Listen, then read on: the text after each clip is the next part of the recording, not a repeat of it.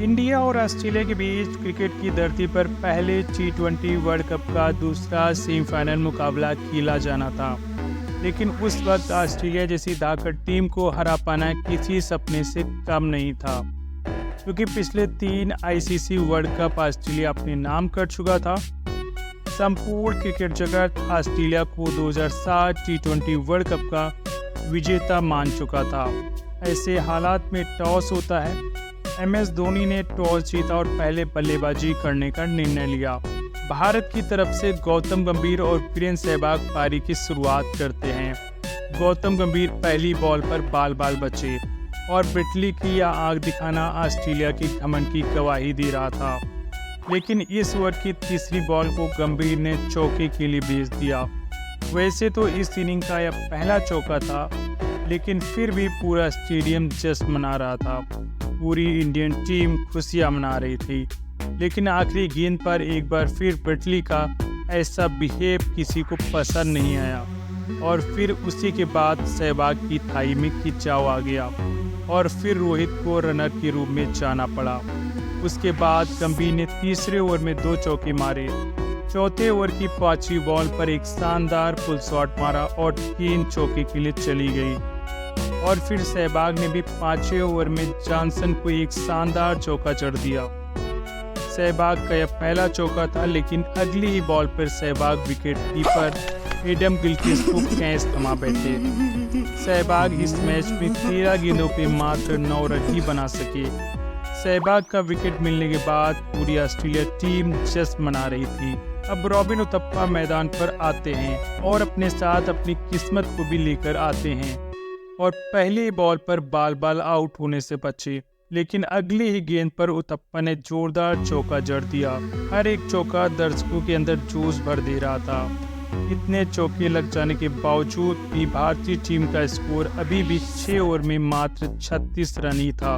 एक बार फिर से रॉबिन उथप्पा का एक और कैच छूटा, लेकिन रन गति को बढ़ाने के चक्कर में गौतम गंभीर 7वें ओवर की 5वीं बॉल पर आउट हो जाते हैं। टीम का जश्न इस विकेट की अहमियत बता रहा था।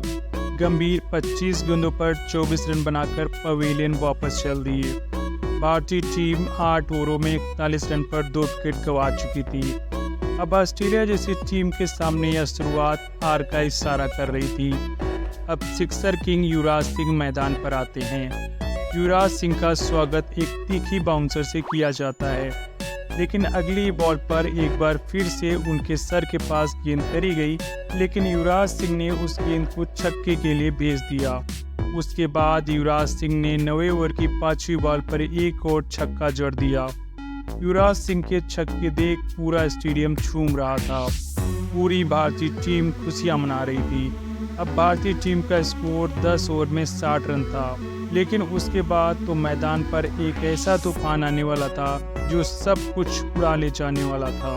युवराज सिंह ने साइमन की पहली बॉल पर चौका जड़ दिया और उसी ओवर की 4थी बॉल पर उथप्पा ने एक छक्का मार दिया और उसी ओवर की लास्ट बॉल पर युवराज सिंह ने गेंद को हवाई यात्रा के लिए भेज दिया। युवराज लगातार चौकों छक्कों की बरसात कर रहे थे।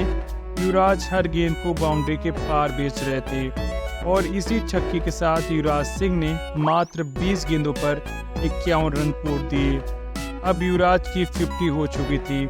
उस दिन पूरी दुनिया ने देखा युवराज का महापराक्रम और उसके बाद भी युवराज नहीं रुके। जहां भारत का स्कोर 10 ओवरों में मात्र 60 रन था, तो वहीं अब 14 ओवर में 113 रन हो चुका था और 14वें ओवर की पहली बॉल पर उथप्पा ने एक छक्का जड़ दिया और अगली बॉल पर एक और छक्का मार जॉनसन के द्वारा मनाए गए उस जश्न को आईना दिखा दिया। लेकिन अगले ही बॉल पर साइमन के एक शानदार थ्रो की वजह से रॉबिन उथप्पा की पारी वहीं पर खत्म हो गई। अब मैदान पर टीम इंडिया के कप्तान MS धोनी आ रहे थे और धोनी मैदान पर आते ही साइमन की पहली बॉल चौका जड़ उनकी खुशियों पर पानी फेर दिया। युवराज ने भी 5वीं बॉल पर चौका जड़ दिया और फिर 7वें ओवर की दूसरी बॉल पर युवराज सिंह ने गेंद को तारामंडल के लिए भेज दिया। अगली बॉल पर युवराज सिंह आउट हो गए लेकिन तब तक युवराज सिंह अपना काम कर चुके थे। युवराज सिंह ने इस मैच में मात्र 30 गेंदों पर 70 रन बनाए थे। टीम इंडिया का स्कोर 4 विकेट पर 155 रन था। अब मैदान पर रोहित शर्मा MS धोनी की जोड़ी मौजूद थी और MS धोनी ने भी छक्कों चौकों की बरसात कर दिया और अब अपनी टीम को शानदार फिनिशिंग देने का काम किया। और रोहित ने भी एक छक्का लगाया और धोनी ने इस मैच में 18 गेंदों पर 36 रनों की बहुत ही महत्वपूर्ण पारी खेली। MS धोनी लास्ट ओवर में रन चुराने के चक्कर में रन आउट हुए, लेकिन तब तक MS धोनी 18 गेंदों पर 36 रनों की बेहद ही महत्वपूर्ण पारी खेल चुके थे। और इस इनिंग की लास्ट गेंद पर इरफान पठान के इस चौके ने मोमेंटम को अपने साथ लेकर पवेलियन में चले गए। भारतीय टीम ने ऑस्ट्रेलिया को 189 रनों का एक विशाल टारगेट दिया, लेकिन ऑस्ट्रेलिया जैसी टीम के सामने यह स्कोर कुछ खास नहीं था। अब ऑस्ट्रेलिया टीम मैदान पर आती है। आज या तो ऑस्ट्रेलिया का घमंड टूटने वाला था या तो फिर जारी रहने वाला था। और पहले ओवर की तीसरी बॉल पर गिलक्रिस्ट ने चौका जड़ दिया, अपने इरादों को स्पष्ट कर दिया और फिर अगले ओवर में एक छक्का जड़ दिया। ऑस्ट्रेलिया के दोनों बल्लेबाजों ने स्कोर कार्ड को आगे बढ़ाते चले गए। अब ऑस्ट्रेलिया का स्कोर 36 रन 6 ओवर बिना विकेट गंवाए, लेकिन श्रीसंत की एक गेंद ने गिलक्रिस्ट की गिल्लियां उखाड़ दिया। श्रीसंत का यह सेलिब्रेशन इस विकेट की अहमियत बता रहा था। उसके बाद ऑस्ट्रेलियाई बल्लेबाजों ने चौकों छक्कों की बरसात कर दिया। लगातार ऑस्ट्रेलियाई बल्लेबाजों ने भारतीय गेंदबाजों की जमकर खबर ले रहे थे। अब ऑस्ट्रेलिया को इस मैच को जीतने के लिए 72 गेंदों पर 125 रनों की जरूरत थी। तभी इरफान पठान की गेंद पर हौस ने युवराज को कैच थमा दिया। अब मोमेंटम एक बार फिर से भारत की तरफ आ गया। अब क्रीज पर एंड्रू साइमंड्स आते हैं। यह बात सबको पता थी कि साइमंड आकर क्या कर सकते हैं, लेकिन जितने भी लोग मैच देख रहे थे उन सभी को अभी तक डर से मुलाकात ही नहीं हुई थी। पर असल डर क्या होता है उस दिन हर भारतीय फैंस ने महसूस किया। इन दोनों बल्लेबाजों ने मैदान के चारों तरफ चौकों छक्कों की झड़ी लगा दिया और इनके द्वारा लगाया गया हर चौका छक्का करोड़ों भारतीय फैंस के वर्ल्ड कप जीतने के सपनों को चकनाचूर कर रहा था। विकेट तो मानो भारत से किनारा ही कर लिया था, लेकिन भारतीय टीम के पास एक उम्मीद थी। लगातार रिक्वायर्ड रन रेट भारत के पक्ष में था, लेकिन उसी के साथ सहवाग के इस ओवर ने उस उम्मीद को भी बीच मैदान पे दफन कर दिया। मैथ्यू हेडन ने 13वें ओवर में 20 रन को दिए। अब ऑस्ट्रेलिया टीम को 7 ओवर में मात्र 69 रनों की जरूरत थी और हाथ में 8 विकेट बाकी था। और इसी के बीच एक रनआउट का मौका भी भारत ने गंवा दिया। अब ऑस्ट्रेलिया को 36 गेंदों पर 60 रनों की जरूरत थी, लेकिन श्रीसंत के उस ओवर की चौथी गेंद ने मैथ्यू हेडन को बोल्ड कर दिया। अब मैथ्यू हेडन पवेलियन जा रहे थे। एक तूफान पवेलियन वापस जा रहा था, तो वहीं माइक हसी के रूप में एक सुनामी पवेलियन से वापस मैदान में आ रही थी। और माइक हसी के मैदान पर आते ही भारतीय चेहरों की हंसी गायब हो गई, लेकिन इरफान पठान की 17वें ओवर की चौथी बॉल ने साइमन को बोल्ड कर दिया। साइमन ने मात्र 26 गेंदों पर 43 रन बनाए। एक बार फिर इस मैच में भारत ने वापसी कर लिया, लेकिन अब मैदान पर क्लार्क आ रहे थे।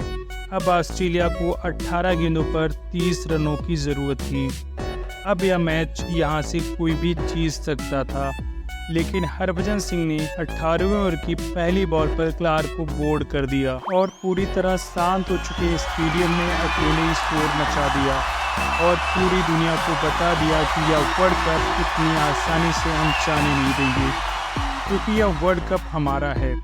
हरभजन सिंह ने इस ओवर में मात्र 3 रन दिए और अगले ओवर में RP सिंह के शानदार गेंदबाजी ने ऑस्ट्रेलिया को रन बनाने का मौका ही नहीं दिया और मात्र 5 रन ही खर्च किए।